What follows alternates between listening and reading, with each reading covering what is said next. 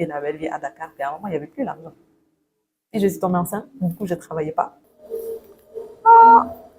Ouais, YouTube, non, mon haleine.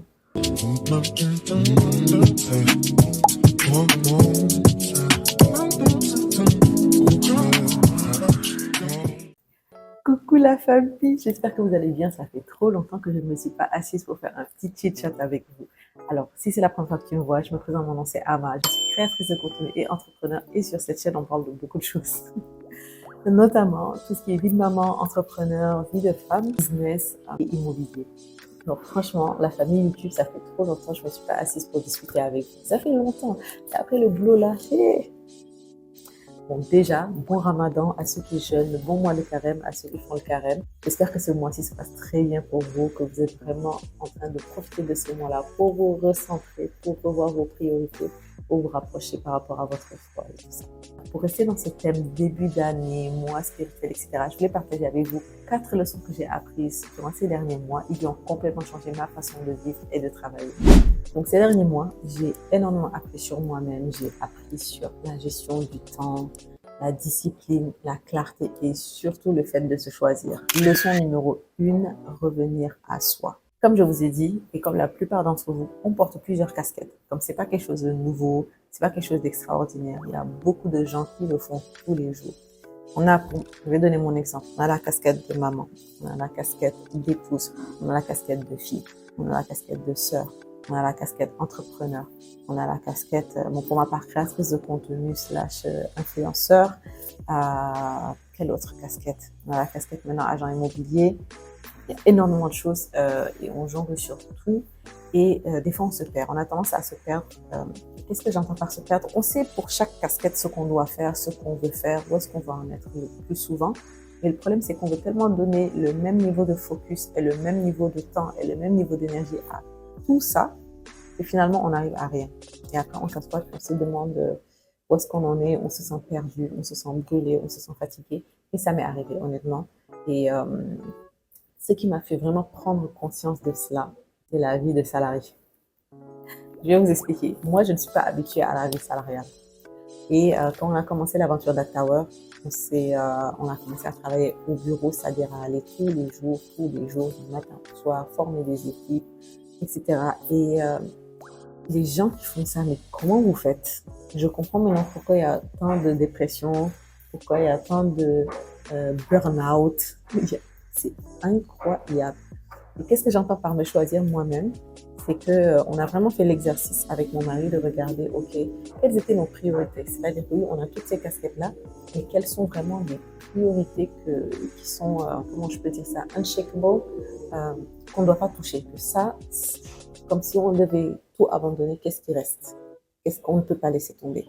Et notre vie de famille, notre vie de couple et nos business primaires étaient ce qu'on a choisi comme core, comme... Il y a trop tiré en anglais, du coup ça me mélange. Comme cœur, comme le cœur de notre vie, on va dire, si je peux dire comme ça. Et l'idée, c'est quoi? C'est de regarder, ok, ces choses-là, quel est le temps qu'on doit accorder et l'énergie qu'on doit accorder à ces aspects-là, et que les autres, c'est quand il nous reste du temps qu'on va les remplir en termes d'obligations. Je vous donne un exemple clairement, concrètement par rapport au bureau, par exemple. On avait toutes ces casquettes-là, puis on s'est rajouté en fait le fait d'aller s'asseoir au bureau, travailler toute la journée, etc. On s'est rendu compte que vraiment, ça nous brûlait, ça nous bouffait de l'intérieur. On commençait à ne plus être en harmonie. Je commençais à déglo carrément. Je prenais du poids, mais pas de la bonne façon. Il y avait plein de choses et on n'a pas laissé la chose s'éterniser. On s'est assis, on s'est demandé, mais vraiment, est-ce que les choses qu'on gagne en faisant ça en valait la peine par rapport à notre qualité de vie? Et quand on s'est vraiment posé la question, on s'est assis, on a dit, ok, Mélie, est-ce qu'elle germe à ce point? On s'est dit non. Et du coup, on a décidé de nous choisir et on a décidé de modifier les termes de notre contrat pour dire que, ok, vous savez quoi, on laisse tomber le salaire, on va plus forcément aller tous les jours et puis on va y aller à notre direction. On a fait trouver un super terrain d'entente. Mais tout ça, c'est pour vous dire que des fois, il ne faut pas, une fois que tu as choisi tes core values, tes points centraux, tes points d'équilibre, tu ne dois pas dealer avec. Le problème, c'est ça, c'est qu'on deal avec les choses et on peut gagner partout. On peut gagner dans tout. En temps normal, si j'avais comment on appelle ça, dans l'entrepreneuriat, on parle beaucoup de euh, mentalité d'abondance versus mentalité de scarcity mindset, mentalité de pauvre. J'ai oublié l'expression, je suis désolée. Bref, il y a la mentalité d'abondance et puis il y a la mentalité contraire. Donc la mentalité contraire, c'est quand tu as peur de perdre les choses. Franchement, je vais chercher une expression et je vais vous l'écrire dans la vidéo parce que honnêtement, là, tout de suite, le mot en français ne me vient pas. Mais c'est soit on a une mentalité de croissance, d'abondance, soit on a une mentalité de peur de rater, peur de perdre, etc. Et j'aurais été dans la mentalité de peur de perdre, je me serais dit, ah non, tout argent qui rentre est bon à prendre parce qu'on a des projets, il y a la vie qui coûte cher, il y a beaucoup de choses qu'on doit faire, tu as un enfant, tu veux économiser, tu veux aider, bref, il y a tellement de choses que tu veux faire que tu te dis que tout argent qui rentre est bon à prendre. Mais est-ce que si je n'avais pas vraiment pris le temps de réaliser qu'est-ce qui est le plus important, j'allais juste en fait perdre ma santé, ma vie de couple, le temps de qualité que je passe avec ma fille, le temps de qualité que je passe maintenant avec mes parents et ainsi de suite. Donc, et bien sûr, faire ce que j'aime, c'est-à-dire ma passion, créer du contenu, faire des planeurs, qui est mon business, mon petit bébé, etc. Donc, c'est vraiment ça. C'est se choisir soi-même, s'asseoir et regarder quels sont vraiment c'est pas juste des priorités, c'est quoi tes points d'équilibre. Tes points d'équilibre que ça, là, c'est ça la base. Après, tout le reste vient se rajouter autour pour ajouter à ta vie et non pour te déséquilibrer, on va dire. Pour faire simple, la phrase qui résume ça, c'est se choisir, c'est pas un luxe, c'est une nécessité. Quand je vous dis que le niveau de stress et de baisse d'énergie, de fatigue, dans ma tête même, il n'y a rien qui allait en fait. Et je me suis rendu compte que je ne me choisissais pas au détriment de quelque chose qui n'était pas forcément quelque chose de primordial à ma vie. Et donc, si j'ai un conseil pour toi, si tu te reconnais dans comment je décris cette situation-là, c'est qu'il faut que tu t'assoies et que tu fasses un audit de ta vie, voir vraiment ce qui compte vraiment. On est beaucoup, on est nombreux et nombreuses à travailler, mais faire un autre business. Des fois, c'est cet autre business-là que tu peux forcer, mais ça marche pas, et puis ça te bouffe, et puis tu le fais juste parce qu'il faut le faire, ou parce que tu veux pas perdre la face. Ou au contraire, tu as ton business qui t'aide, mais tu as peur de lâcher cette sécurité du travail, alors que cette sécurité du travail t'empêche de faire 10 fois ce que tu fais déjà dans ton business et ainsi de suite. Tout ça pour vous dire qu'il faut vraiment s'asseoir et regarder où est-ce qu'on se choisit. Quand on parle de s'épanouir là, c'est pas un truc de Gen Z, c'est pas un truc c'est pas quelque chose de nouveau, de génération woke, etc. Non, on a vu comment les parents les plus épanouis à cet âge-ci, c'est ceux qui s'étaient choisis, qui vivaient la vie et pas ceux comment dire, qui subissaient. Parce que nos parents qui ont subi la vie, on les voit.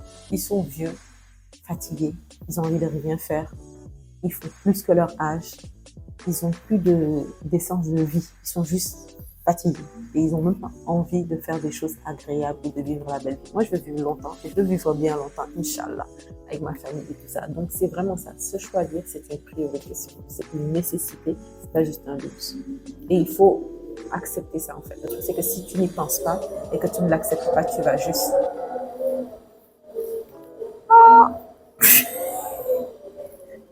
C'est le vent. Incroyable. Bon, je disais, il faut se choisir, il faut faire un audit de vie et savoir ce qui est le plus important et avoir le courage de choisir et de laisser tomber ce qui ne va pas. Parce que souvent, c'est par manque de courage qu'on ne le fait pas. C'est vrai comme Yalo aussi. Leçon numéro 2, le temps se crée. On dit souvent, on n'a pas le temps, on n'a pas le temps, on n'a pas le temps. C'est pas vrai. Ce n'est pas une priorité pour nous. Et il faut savoir faire cette distinction. Et c'est vrai, des fois, on peut faire mille et une choses, mais je vous jure, le plus souvent, c'est pas qu'on n'a pas le temps, c'est que c'est pas notre priorité. Parce que quelque chose qui est ta priorité, là, tu vas le faire. Si là, on te disait que si ça, c'est pas fait, tu vas perdre, je sais pas moi, une personne chère à toi demain, tu vas lâcher tout le reste et tu vas le faire. Ça revient au fait de refaire un audit de vie pour se prioriser. Donc, le temps, ça se crée. Je pensais avant que j'avais pas le temps de jouer avec ma fille. Je pensais que j'avais pas le temps de me poser, travailler sur mon business. Je parle pas de juste ma belle self, mais genre, commencer à s'asseoir pour voir qu'est-ce que je peux faire de plus sur mon business pour l'amener à un autre niveau. Je me disais que j'avais juste le temps de faire le day-to-day, de faire ce qu'il y avait à faire là tout de suite aujourd'hui. Et je me suis rendu compte en fait que c'est moi qui ne priorisais pas les choses de la bonne façon, qui ne créais pas de système par rapport à ça. Et justement, j'ai partagé beaucoup de ces systèmes-là dans la newsletter. Je pense que je vais refaire un résumé de tous ces systèmes pour vraiment ceux qui veulent pour les aider. Mais le temps se crée. D'ailleurs, une des astuces que je partage, que j'ai déjà partagé en coaching, que j'ai déjà partagé dans la newsletter, c'est le time blocking. Le time blocking, si tu n'as jamais entendu parler de ça, va rechercher, c'est super simple. Mais je ne sais pas si vous avez remarqué, par exemple, si vous avez ceux qui ont déjà eu à rendre, par exemple, des devoirs pour des projets à l'université, ben, des fois, on te donne un mois pour le faire. Mais tu ne le fais pas, tu ne le fais pas, tu ne le fais pas, jusqu'à ce qu'il reste une semaine. Dans ce une semaine-là, tu fais le projet que tu aurais dû faire en un mois. Donc, c'est pas une question de temps, c'est une question de priorité. Donc, le time blocking, en fait, c'est juste de se dire, OK, cette tâche ou cette activité ou cette chose-là, je le fais entre telle période et telle période. Et ton cerveau va juste trouver le moyen de le faire. Donc, si tu te dis que, OK, je dois avoir fait telle chose, je vais le faire en 2 heures, ton cerveau va le faire en 2 heures. Si tu dis, je vais le faire en une journée, ton cerveau va le faire en une journée. Si tu dis que, purée, je dois finir ça avant l'heure suivante et que tu dois le faire en 30-45 minutes, tu dois le faire en 30-45 minutes. Ça, tout le monde a déjà eu cette expérience-là. Le temps est un concept. Le temps peut se distort. Et donc, le time blocking peut vraiment t'aider. Et une chose que ça m'a aidé à faire beaucoup, c'est que les réseaux sociaux ont tendance à me faire perdre le focus. Qu'est-ce que j'entends par réseaux sociaux qui me font perdre le focus? Tu vois, sur Insta, juste pour regarder un truc, moi, tu te mets à scroller. Finalement, tu as passé 30 minutes, 45 minutes. On a tous fait ça. Ou des fois, tu es en train de travailler sur une chose A, mais en même temps, tu es en train de penser à la chose B. Donc, tu fais un peu de la chose A, un peu de la chose B, un peu de la chose C. Et finalement, tu n'as rien fini concrètement. Tu as touché un peu à tout. Bah, le time blocking permet de bloquer ça.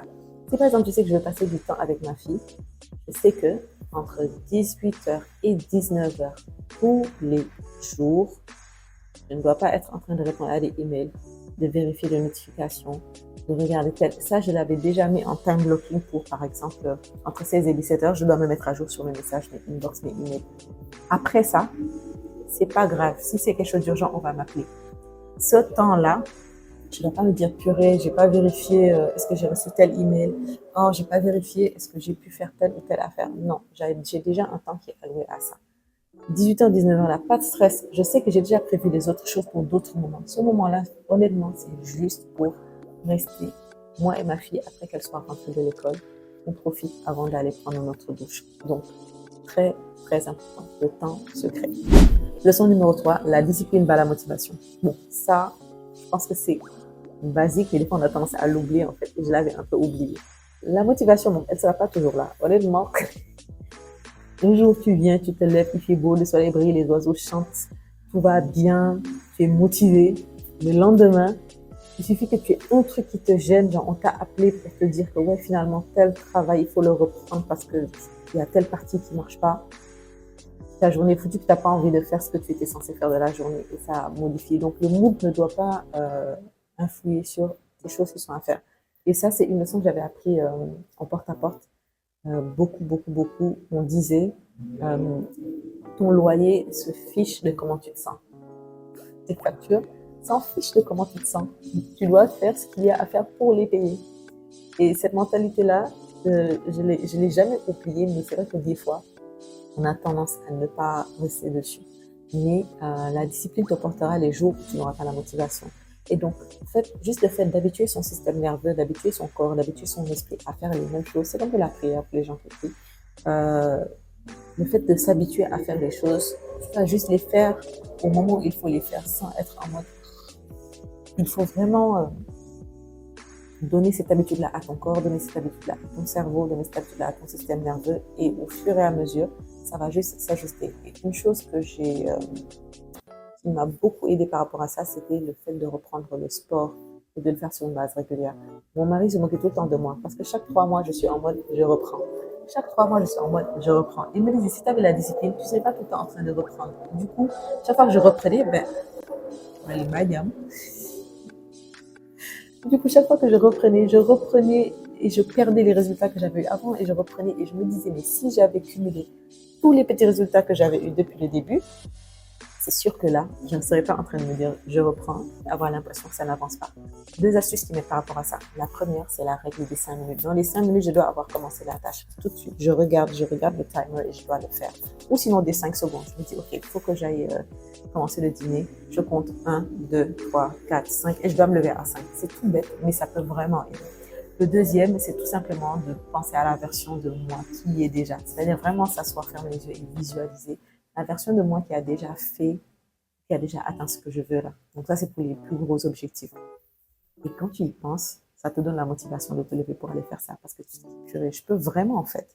C'est juste moi, je suis mon seul problème là. Donc c'est très important de penser au fait que la discipline va tous les jours la motivation. Bien sûr, la dernière leçon, c'est clarifier sa vision. D'ailleurs, pour ceux qui ne le savent pas, j'ai une newsletter de Bible Insider qui sort chaque semaine où je partage un peu ces petites pépites que j'ai appris et tout ce qui est dans le domaine du self-care, etc. pour vraiment partager en fait les pratiques que je découvre, que j'essaie et qui marchent tout simplement. Donc, la plupart de ces leçons apprises-là, c'est un peu un condensé de toutes les dernières newsletter en fait que vous avez reçu. Pour ceux qui ne sont pas encore dans la newsletter et que ça intéresse, je vais vous laisser le lien pour s'inscrire dans la newsletter qui est entièrement gratuite évidemment dans la barre de description. Quand je vous parle de toutes ces choses qu'on a traversées sur ces derniers mois, entre se choisir, la motivation versus la discipline, etc., donc, tout ça peut être englobé dans ce point-là parce qu'il faut s'asseoir et clarifier d'abord sa vision. Qu'est-ce que je veux? Souvent, c'est parce qu'on veut ou on a peur.